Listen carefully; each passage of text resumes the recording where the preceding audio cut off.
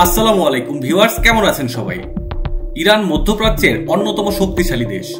আন্তর্জাতিক নিষেধাজ্ঞা ও চাপের মধ্যেও তারা সামরিক সক্ষমতা বজায় রেখেছে।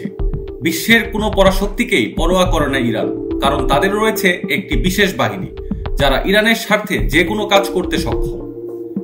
বিভিন্ন সময় পারস্য উপসাগর এবং আন্তর্জাতিক জলসীমা থেকে আমেরিকা, ব্রিটেন কিংবা অন্যান্য পশ্চিমা দেশের মেরিন সেনাদের ধরে নিয়ে আসার কাজটি মূলত এরাই করে। ইরানের সামরিক বাহিনীর মধ্যে বিশেষ বাহিনী রয়েছে যারা তাদের দক্ষতা ও সাহসিকতার জন্য পরিচিত। এই বাহিনীগুলোর মধ্যে ইসলামিক রেভলিউশনারি গার্ড কর্পস বা আইআরজিসি এবং তার অধীনে কুদস ফোর্স অন্যতম। এছাড়া ইরানের নিয়মিত সেনাবাহিনীরও বিশেষ কমান্ডো ইউনিট রয়েছে। ইরানের বিশেষ বাহিনীগুলোর মধ্যে অন্যতম হল ইসলামিক রেভলিউশনারি গার্ড কর্পস বা আইআরজিসি। 1979 সালে ইরানের ইসলামিক বিপ্লবের পর এই বাহিনী তার যাত্রা শুরু করে।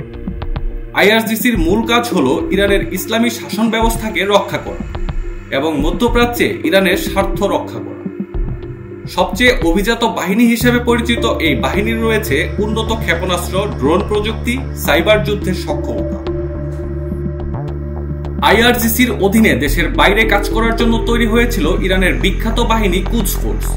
1980-র দশকের শুরুতে দেশের বাইরে সামরিক কার্যক্রম পরিচালনা করার জন্য এই বাহিনীটি তৈরি করা হয়, যাদের মূল কাজ মধ্যপ্রাচ্যে ইরানের মিত্র গোষ্ঠীগুলোকে সহায়তা করা।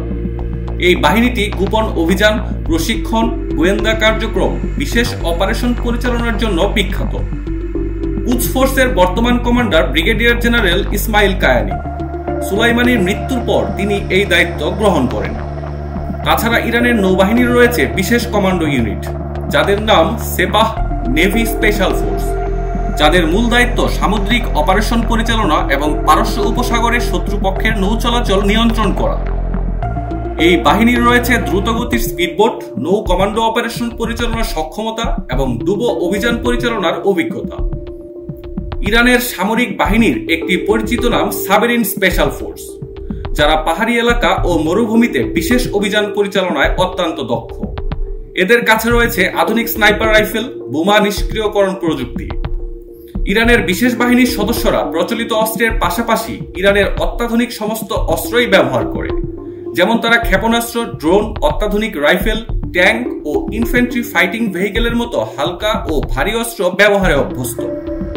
তাছাড়া এই বিশেষ বাহিনীগুলো ইরানের বিভিন্ন ফাস্ট অ্যাটাক ক্রাফট ও মিনি সাবমেরিনও ব্যবহার করে। ইরাক-ইরান যুদ্ধে ইরানের বিশেষ বাহিনী গুরুত্বপূর্ণ ভূমিকা পালন করেছিল।